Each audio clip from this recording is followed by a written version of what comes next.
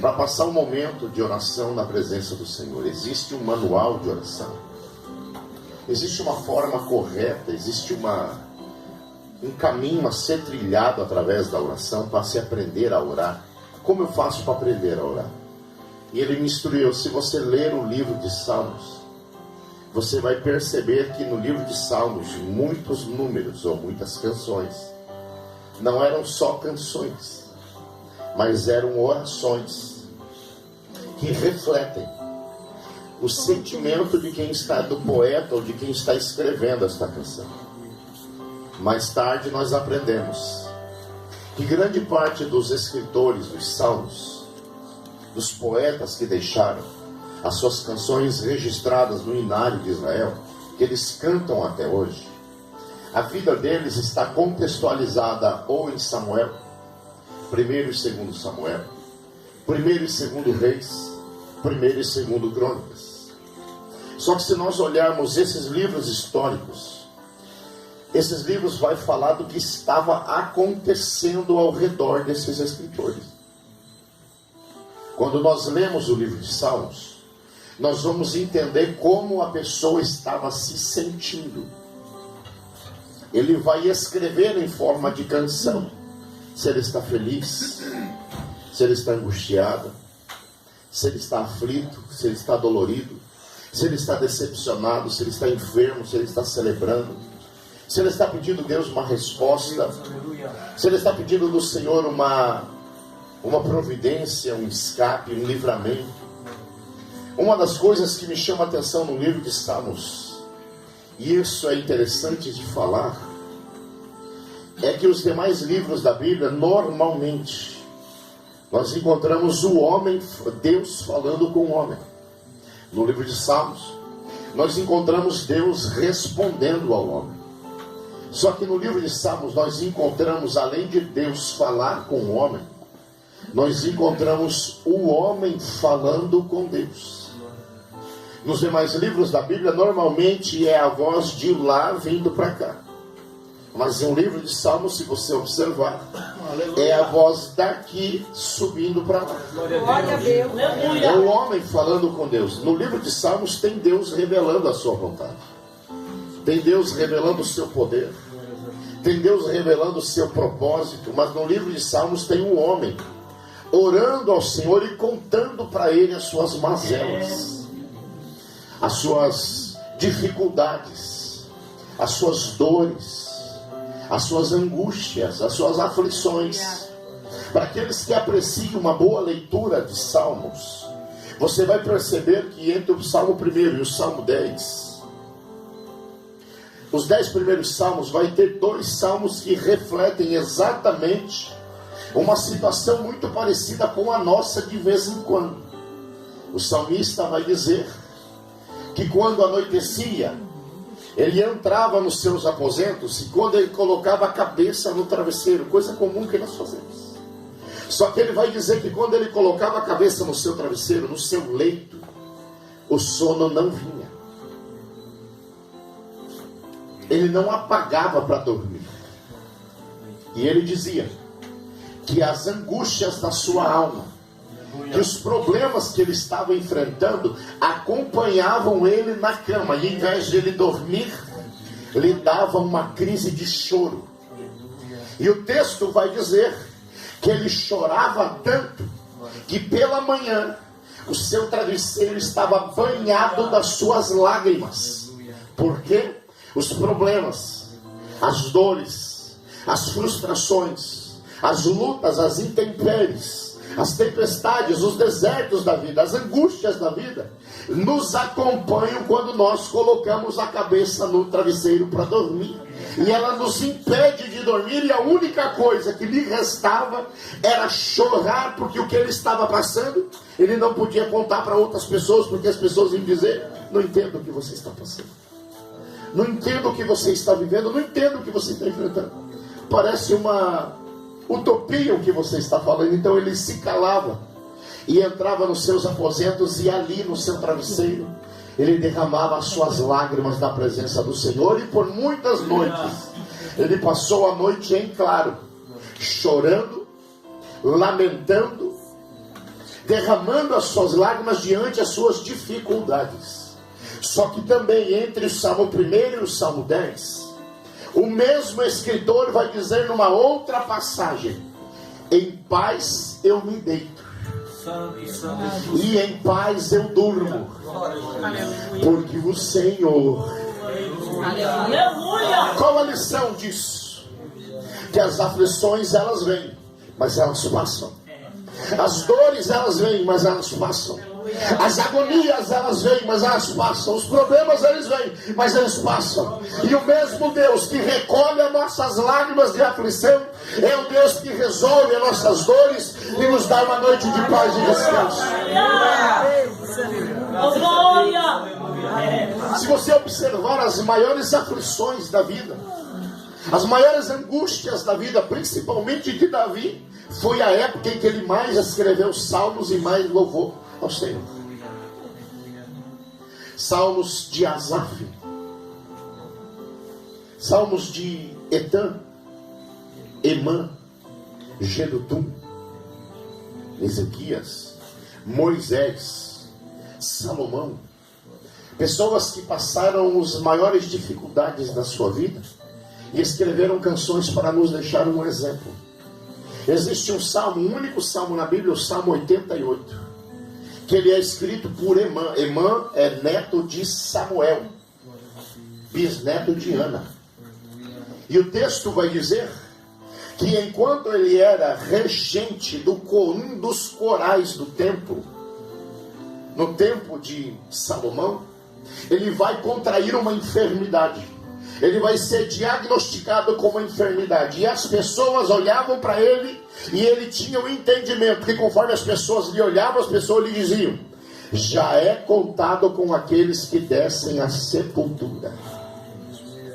E o Salmo 88 vai nos fazer entender a escrita da obra, que mesmo diante das enfermidades, mesmo diante das limitações, mesmo diante das dores, mesmo diante de um diagnóstico não favorável à nossa saúde, nós não vamos entrar na presença de Deus como se entrássemos dentro de uma bolha.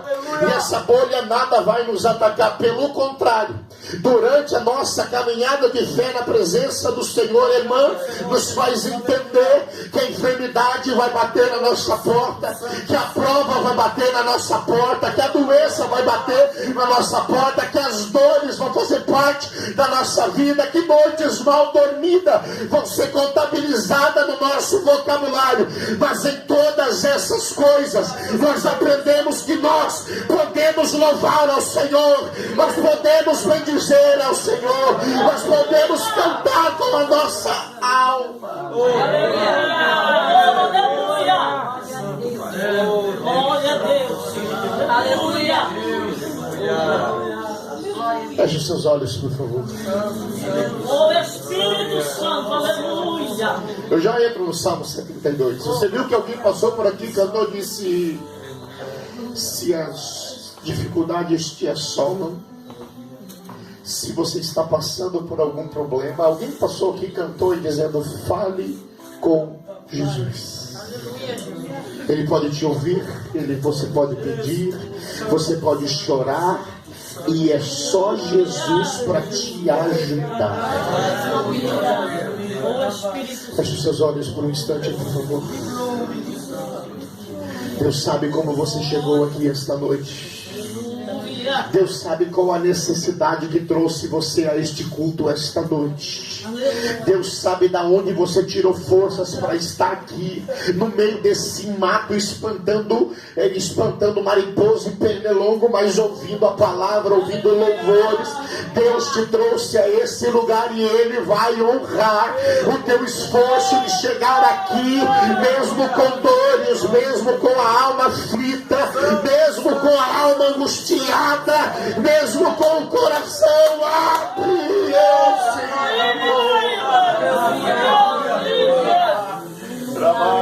Santo, santo, santo. O Salmo 72, Aleluia! ele é uma das últimas canções que Davi escreveu.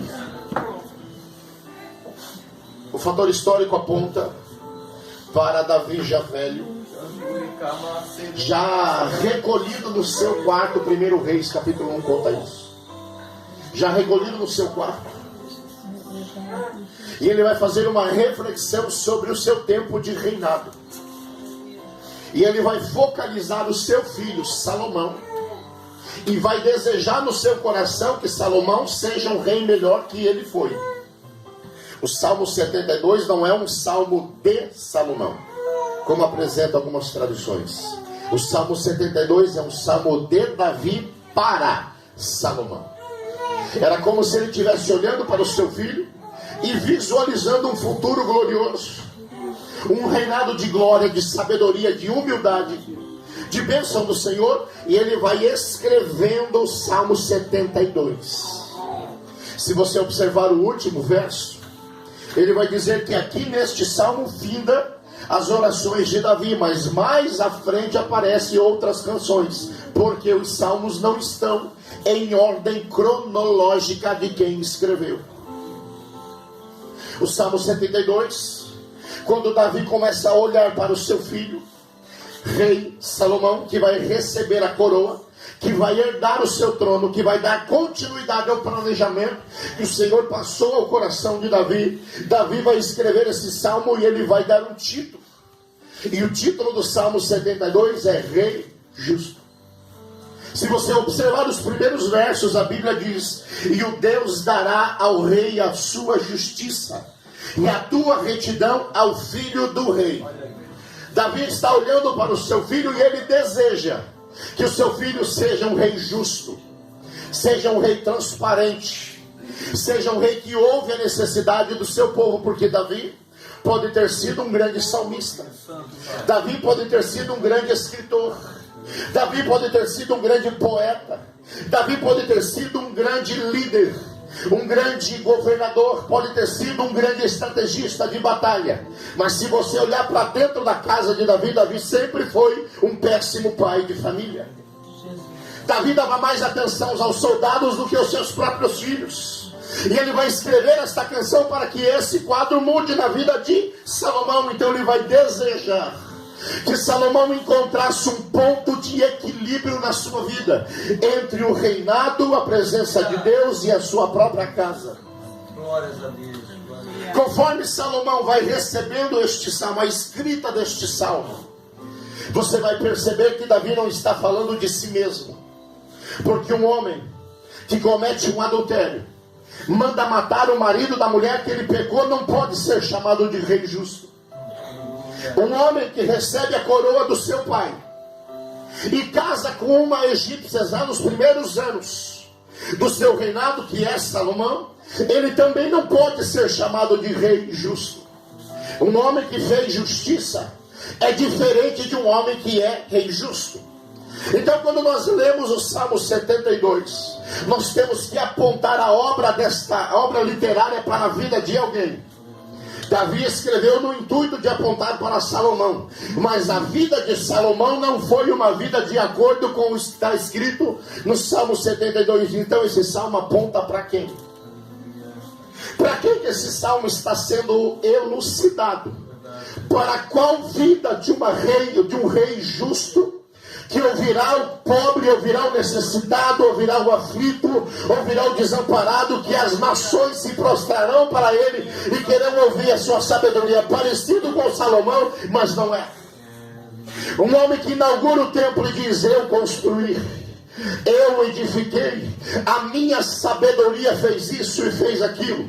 Salomão esqueceu de honrar ao Senhor, que o que ele tinha, o que ele fez, o que ele era, onde ele chegou, não foi fruto da sua própria capacidade, mas a capacidade que Deus deu a ele, e ele perdeu a humildade de reconhecer o que Deus fez na sua vida. E quando ele perde a humildade do que ele reconhecer, do que Deus fez na sua vida, Salomão vai escrever Eclesiastes, ele vai dizer: todas as coisas debaixo do sol é vaidade, é coisa fútil, é coisa toa. E ele diz: eu conservei a minha sabedoria acima de todos os homens. A sabedoria não é de Salomão, a sabedoria é do Senhor, a graça é do Senhor, o poder é do Senhor, a estratégia é do Senhor. Então o Salmo 72 não está falando de Salomão. O Salmo 72, ele é um salmo messiânico. Observe que Salomão, ele ficou tão preocupado, tão envolvido com a construção do templo, ficou tão preocupado em colocar ouro até no assoalho e na calçada no lugar de fora do templo. Ficou preocupado em colocar tantos detalhes nas paredes, com bronze, com ouro, com prata, com madeiras preciosas, que ele esqueceu que ele não teve tempo para ouvir as necessidades do seu povo. Alguém disse, alguém escreveu, que um grupo de pessoas foram na porta do palácio pedir que Salomão resolvesse a causa deles. E alguém vai receber esse povo e o povo vai ser a resposta: Salomão não está aqui, ele está cuidando dos tijolos e das pedras do templo. Um homem que se preocupa mais com paredes, um homem que se preocupa mais com ouro, um homem que se preocupa mais em edificar muros em volta de um templo, não é uma pessoa que vai ouvir a necessidade do seu povo. Então esse salmo está apontando para alguém que tem que ser maior do que Salomão, mais perfeito do que Salomão, mais atencioso do que Salomão, mais humilde que Salomão. Então esse salmo está apontando para alguém que iria nascer em Belém. Salomão nasceu num berço de ouro, Salomão nasceu num palácio, mas não pode se encaixar no Salmo 72. Mas aquele que é maior do que Salomão, que nasceu numa manjedoura, que foi colocado num coxo, que nasceu num festejo, num concílio em Belém, ele é maior do que Salomão. E esse salmo está apontando para aquele que ouvirá a necessidade do povo que clamar. O salmo está falando de alguém que é maior, de alguém que vai dar ouvido às pessoas que clamam, vai dar ouvido à necessidade. Salmo 72, verso 12: pois ele ouvirá o necessitado quando clamar. Jesus começa o seu ministério. Logo no começo do ministério, Mateus vai escrever: